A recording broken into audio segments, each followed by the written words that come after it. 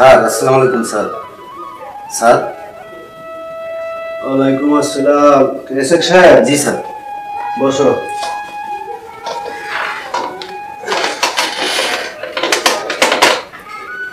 Sir একটা কথা বলতে চাইছিলাম স্যার। জানি আপনার মন মানসিকতা ভালো না, কয়েকদিন আগে ভাবি মারা গেছে। স্যার বাচ্চার কথা চিন্তা ভাবনা করে আমি কথাটা বলতেছি স্যার। আমি কি বলবো স্যার? আচ্ছা বলো, শুনি কি বলতে চাও তুমি। স্যার যদি আপনি কোনো কিছু না ভাবেন তাহলে আমি বলতে পারি স্যার। বলো না, শুনি কি বলতে চাও। স্যার আমার হাতে একটা সুন্দর মেয়ে আছে স্যার, শুধু বাচ্চাটার দিকে তাকিয়ে আপনি স্যার বিয়ে করেন স্যার। না স্যার, অ্যাকচুয়ালি এই বয়সে আমি বিয়ে করব? স্যার আপনি বুঝতে পারতেছেন না স্যার, অন্ততপক্ষে আপনার ছেলেটার দিকে তাকিয়ে আপনি স্যার একটু চিন্তা ভাবনা করেন স্যার। আমি কি বলছি স্যার? আচ্ছা ঠিক আছে, দেখি আমি চিন্তা ভাবনা করে কি করা যায়। স্যার অ্যাকচুয়ালি কিন্তু ভালো হবে স্যার, যেহেতু আপনার ভাবি মারা গেছে এই জন্য বলতেছি স্যার, আপনার সংসারটা ভালো হবে স্যার। শুধু বাবুটার দিকে তাকিয়ে স্যার আপনি এটা রাজি হয়ে যান স্যার। তাহলে স্যার আমি মেয়েটা কি দেখবো? দেখো তোমাদের যেটা ভালো হয়, কিন্তু আমার জানো তো মা মরা একমাত্র ছেলেকে রেখে গেছে। এই ছেলেটাকে তো আমার লালন পালন করা লাগবে। এই জন্যই তো স্যার বললাম আপনাকে স্যার যে মেয়েটা খুব ভালো আছে, আপনার ওই বাবুর মা হিসাবে খুব ভালো মানাবে। দেখো তোমরা যেটা ভালো হয় ওইটাই চেষ্টা করো। তাহলে স্যার কালকে আপনাকে দেখাই। ঠিক আছে যাও দেখো। স্যার ওই যে স্যার হিসাবটা নিয়ে আসছিলাম স্যার। হিসাব হিসাব দেখবো, যাও তুমি এখন তোমার কাজ করো, হিসাব দেখবো না, যাও। তাহলে স্যার আমি কি চলে যাব? হ্যাঁ তুমি যাও স্যার। আচ্ছা স্যার তাহলে আমি এই যে ফাইলটা রেখে গেলাম স্যার। না তুমি এটা নিয়ে যাও, কালকে বা পরশু কমপ্লিট করে আমাকে পরে জানান, যাও নিয়ে যাও। আচ্ছা স্যার তাহলে আমি আসি। আসসালামু আলাইকুম স্যার। ওয়ালাইকুম আসসালাম।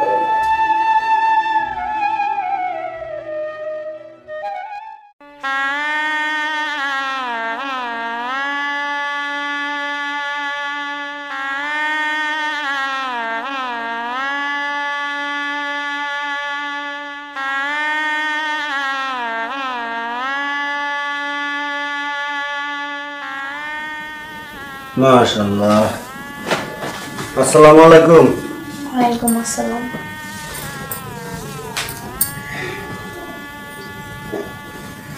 গরম লাগতেছে বেশি, তাই না?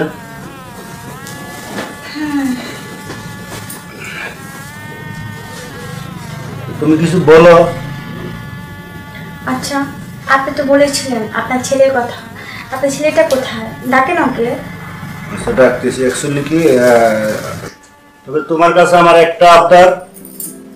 আমি একমাত্র আমার ছেলের চিন্তা করি, কিন্তু তোমাকে আমি ঘরে আনছি তো যেটা বললাম একটাই আবদার, আমার ছেলেটাকে তুমি নিজের ছেলে হিসাবে দেখবে। তুমি আমাকে কথা দাও। কথা দিলাম আপনার ছেলেকে আমার নিজের ছেলের মতনই দেখবো। আপনার ছেলে কোথায়? ডাকেন। আরে বাবা আমার ছেলেকে আমার কাছে নিয়ে আসেন, ও দূরে কোথায়? ডাকেন বলতেছি, ডাকেন। আসবে, আমার ছেলে অবশ্যই আসবে। তো তোমার কথা শুনে আমি আজকে অনেক শান্তি পেলাম। আমি অনেক টেনশনে ছিলাম আমার ছেলেটাকে আমি কিভাবে মানুষ করব, এই একমাত্র মা মরা ছেলে। তবে তোমার কথা শুনে আজকে আমি অনেক আনন্দিত। তুমি আমার ঘরের লক্ষ্মী হয়ে ঘরে এসেছো। তবে আবারও রিকোয়েস্ট করতেছি, আমার ছেলেটাকে যেন কোনোদিনও অত্যাচার না করা হয়। কথা দাও। কথা দিলাম আমি আপনার ছেলেকে কোনোদিনই অত্যাচার করব না। আপনার ছেলে মানেই তো আমার ছেলে। ডাকেন। আচ্ছা তাহলে ডাকে। রাফি এদিকে আসো। বাবা আসো, আমার কাছে আসো। যাও তোমার আম্মু।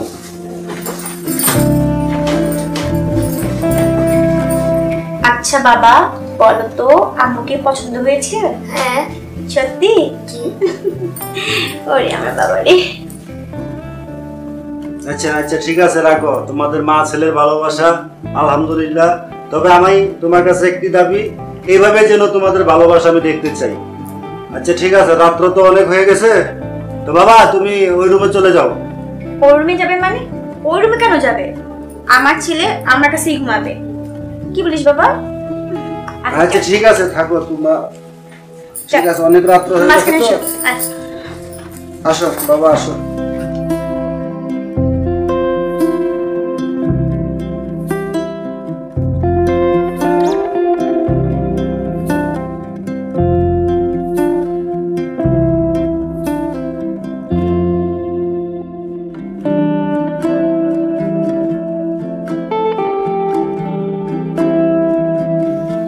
এমনি তো শ্বশুরবাড়িটা তো অনেক ভালো, অনেক পয়সাওয়ালা মনে হয়, সুখে আছো অনেক। ভাইয়া, আমি অনেক সুখী আছি। ভাবি কেমন আছো? এই তো ভালো আছি। ভালো আছো? ভাই তুই কেমন আছিস? এখন তো ভালো ছিলাম না, আইসা তো যাক এখন ভালোই লাগতেছে, খারাপ না। ও আচ্ছা। তোর গেটার দেখে বাড়ি তো মাশাআল্লাহ।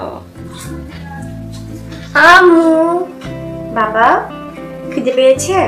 শোনো, তুমি খাবার রুমে যাও, আমি তোমার মামাদের সাথে কথা বলে এখনই আসতেছি, খাবার দেবো। যাও শোনা। এনি হ্যাঁ ভাইয়া। ছেলে কেটা? এই ছেলে আমার ছেলে। তোর ছেলে মানে? আহা ভাইয়া, আমার হাজবেন্ডের ছেলে তো আমারই ছেলে, তাই না? আসলে ভাইয়া ও তোমাদেরকে কিছু বলিনি, কারণ ওর মাটা মারা গেছে, আর ওর মা মারা যাওয়ার পরে একটা ছেলের দ্বিতীয় বিয়ে করার রাইট আছে, আর সেটা আমাকে করেছে। তুমি রাগ করো না ভাইয়া। শোন, তোকে একটা কথা বলি, এই যে এত সম্পত্তি এই ছেলে যদি থাকে, তুই তো কানাগরি পাবি না। কি বলতেছো ভাইয়া তুমি? না না, এটা ঠিক না, তুমি এগুলো মিথ্যা কথা বলতেছো। শোন বোন, তোর ভালোর জন্য বলতাছি, এই ছেলে থাকলে বোন তুই একটা কানাগরি পাবি না, সব সম্পত্তি ওর নামে দিয়ে দিব, তুই লাস্টে কিছুই পাবি না। হ্যাঁ ঠিকই বলছে তো। ভাবি তুমিও? হ্যাঁ, তুই তো কিছু পাবি না। কিন্তু ভাবি, আমার হাজবেন্ড অনেক ভালো মানুষ। হাজবেন্ড ভালো থাকুক, এটা তো তোর সতীনের ছেলে, তাই না? তোর তো না। উফ, শোন, এত কিছু ভাইবা লাভ নাই, ওটা হলো সতীনের ছেলে, সৎ সতে সৎ কেউ না আপন হয় না, বুঝছ না? কি বলতেছো সৎ সৎ? তোমরা কি চাও বলো তো ভাইয়া? শোন। ভাইয়া তুমি কি চাও বলো, আমাকে বলো।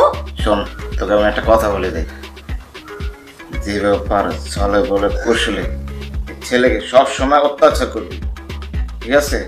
ওর মাথায় ওইটা লাই দিবি না কিন্তু। কিন্তু ভাইয়া ও তো ছোট মানুষ, না, আমি এটা পারবো না। এই ছোটই তো বড় হয়ে তোর তোর কাজটা হয়ে দাঁড়াইবে, এ তুই জানোস?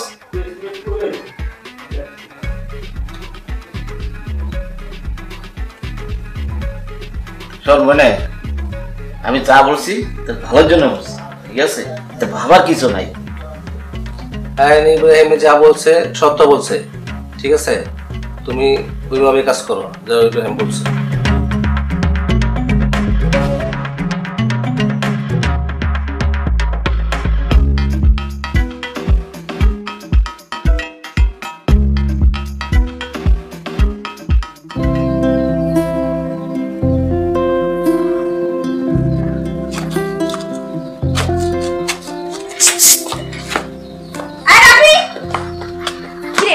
দাঁড়া।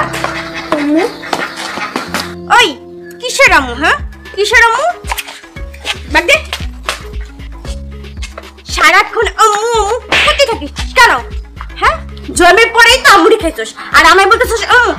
তুই কোন পুষের আম্মু? হ্যাঁ, আর এই যে ব্যাগ, এই ব্যাগ নিয়ে কোথায় যেতেছিস? স্কুলে যাই। স্কুল? তোমার আজকে স্কুলে যাওয়া বন্ধ, আজকে থেকে কোনো দিন স্কুলে যাবে না। যা আমি থেকে।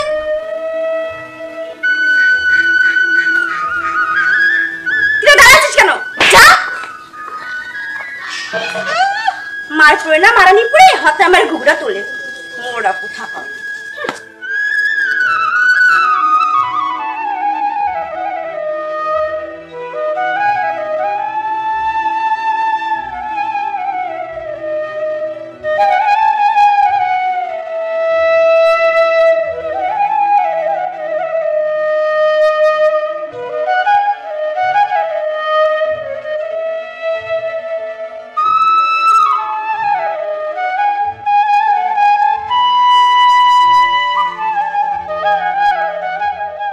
আম্মু